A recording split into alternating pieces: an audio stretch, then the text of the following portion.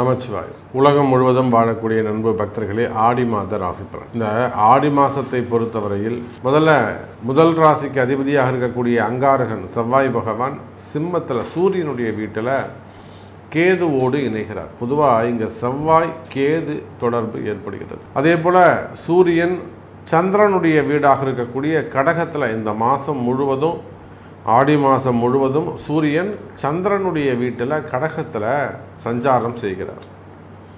எல்லாத்துக்கும் மேலே ரொம்ப ரொம்ப முக்கியமான ஒரு சப்ஜெக்ட் விஷயம் என்னன்னு கேட்டிங்கனாக்கா, சனி பகவான் வக்ரம். இந்த ஆடி மாதம் முழுவதும் சனி பகவான் வக்ரகதியில் இருக்கிறார். அதே போல் ரிஷபத்தில் சுக்கிரன். அப்போ காலபுருஷனுக்கு 5வது வீட்டில் இருக்கக்கூடிய அந்த செவ்வாய் கேது தொடர்பு. இந்த செவ்வாய் கேது தொடர்பு இருக்கும் வரையில் மிகப்பெரிய அரசியல் கலகங்கள் ஏற்படும். கலகம்னா இல்லாததை இருக்கிற மாதிரி நம்புறது, இல்லை நம்புற மாதிரி நடிக்கிறது. அப்போ கிரகங்கள் அது தங்களுடைய பணியை சிறப்பாக செய்கிறது.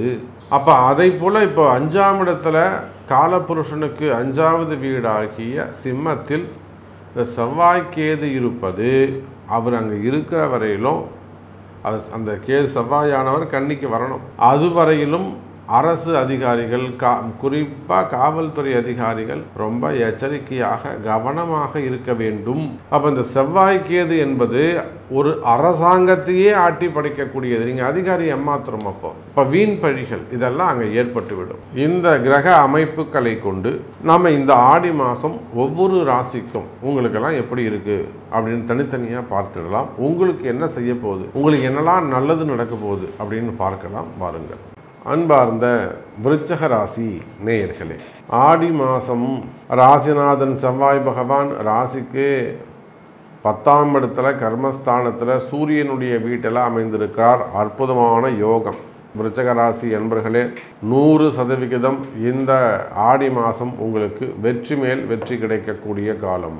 காரணம் என்னன்னு கேட்டிங்கனாக்கா, விருச்சக ராசி என்பர்களே, 10ஆம் அதிபதி சூரியன் எங்கே 9ஆம் வீட்டில் பாக்கியஸ்தானத்தில் அமைந்திருக்கிறார். அப்போ 10 9 அமைஞ்சாக்கா அது போல் ஒரு யோகமான அமைப்பு அல்லது யோகமான ஜாதகம். உங்கள் பிறப்பு ஜாதகத்தில் கூட கர்மாதிபதினு சொல்லக்கூடிய 10ஆம் அதிபதி 9வது வீட்டில் உட்கார்ந்தாரு. அந்த வீடும் அவனுக்கு நண்பனுடைய வீடாக இருக்குமே, ஆனால் அது அவனுக்கு நல்ல யோகமான ஜாதகமாக வாழ்நாள் அவன் என்றைக்குமே பணங்காசுக்கு கஷ்டப்பட மாட்டான். அந்த மாதிரி ஒரு யோகமான ஜாதகமாக அது அமைஞ்சிடும். அதை விட சிறப்பு, 5ஆம் இடத்துல உங்கள் ராசிநாதன் ராசிக்கு 10வது வீட்டில் சூரியனுடைய வீட்டில் போய் அமைந்திருக்கிறார். வீடு பகை, கிரகமும் பகை, அங்கே இருக்கக்கூடிய கேதுவும் பகை, எல்லாமே அங்கே கெட்டு போச்சு. ராகுடைய பார்வை வேற இருக்கு.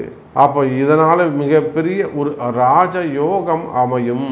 எனதருமை விருச்சக ராசி நேயர்களே, ராசிக்கு 5ஆம் இடத்தில் இருக்கக்கூடிய சனி பகவான் தொழில் அமைப்புகள் சிறப்பானதாக இருக்கும். தொழிலில் நல்ல முன்னேற்றங்கள் இருக்கும்.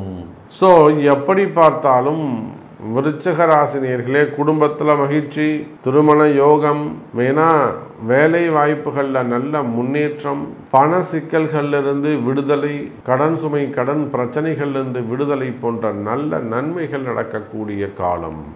உங்களுக்கு அந்த நன்மை நடக்க வேண்டுமா, நடக்குமா, நடக்காதா அப்படிங்கிறத உங்களுடைய தலையெழுத்தை உங்கள் பிறப்பு ஜாதகம்தான் தீர்மானிக்கும். ஆனால் பொதுவாக விருச்சக ராசிக்கு சிறப்பாக உள்ளது என்பதுதான் நிதர்சனமான உண்மை என்பதை சொல்லிக்கொண்டு மீண்டும் வேறொரு அற்புதமான பதிவில் சந்திக்கிறேன். நன்றி, நமச்சிவாயம். ஜெய் வராகி, ஜெய் ஜெய் வராகி.